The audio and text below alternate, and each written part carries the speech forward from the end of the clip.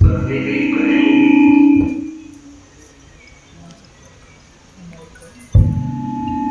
से होकर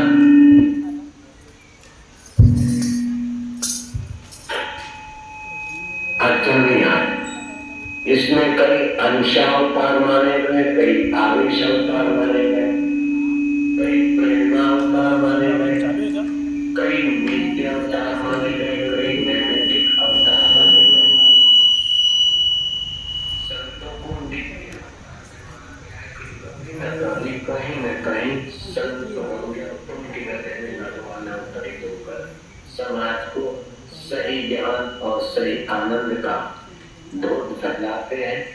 फिर उनके नाम पर, धर्म के नाम पर कितना भी कहीं कुछ भी चलता रहता है, फिर भी संत अवतरण के कारण ये समाज में भगवत सत्ता, भगवत प्रीति, भगवत ज्ञान, भगवत आत्म बुद्धि के कर्मों का सिलसिला भगवान चलवाते हैं।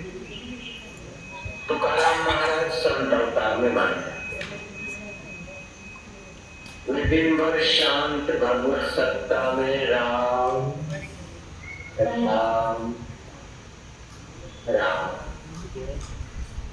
जो रोम रोम में रम रहा है वही सार है।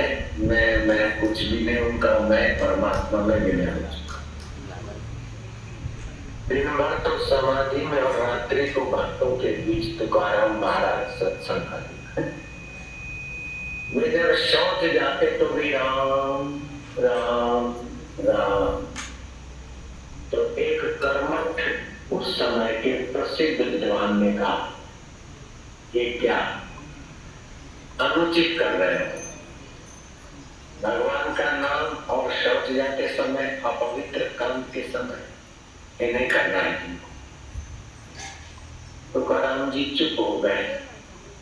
तो मौन का राम राम इतना प्रभावशाली हुआ तो विद्वान कांपने लगा।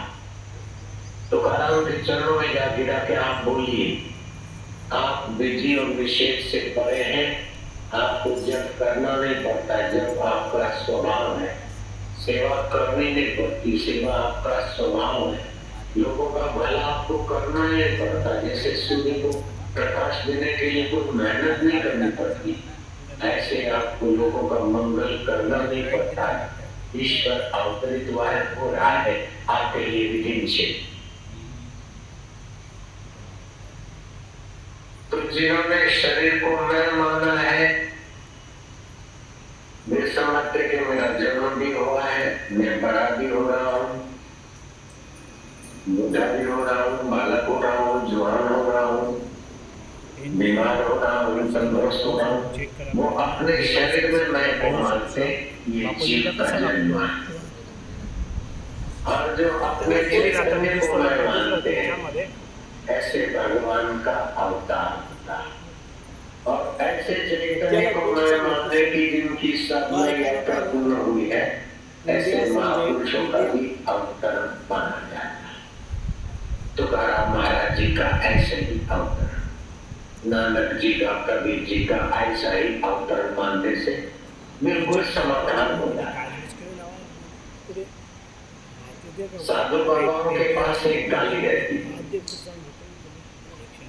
उनसे गाली, अरे बोले निगुरा है, ये गाली निगुरा है तो क्या है, बोले इसके पास गुरु का ज्ञान नहीं।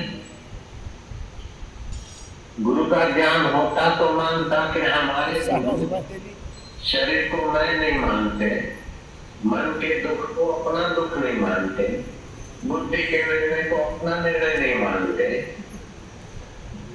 शरीर के बुढ़ापे, जवानी और मृत्यु को अपना नहीं मानते, तो ये गुरुओं के ज्ञान से संपन्न होता तो भगवान को भी अकर्ता मानता। जब गुरु को अकर्ता नहीं सुना, अप्रोक्ता और गुणातीत नहीं जाना, तो भगवान को क्या जानेगा। मुझे ऐसे सिर मत खपाओ। कबीर जी ने ऐसे लोगों को गाली दे दी, सुन लो चतुर सुजान, निगुरा नहीं रहना। निगुरा होता ही का अंधा, खूब करे संसार का धंधा, पड़े नरक की खान। सुन लो चतुर सुजान निगुरा नहीं है। तो जो निगुरे हैं, जिनके कोई गुरु नहीं है और जिनको तात्विक ज्ञान नहीं है, वे मरने वाले, बदलने वाले, दुखी सुखी होने वाले, अंतःकरण और शरीर को मैं और मेरा मान। लेकिन जिनके पास गुरु का ज्ञान है, भगवत प्रसाद है, भगवत कृपा है, श्री कृष्ण ने कहा प्रसादे सर्व दुखाना, भगवत प्रसाद से सब दुख मिटाने की शक्ति आता है।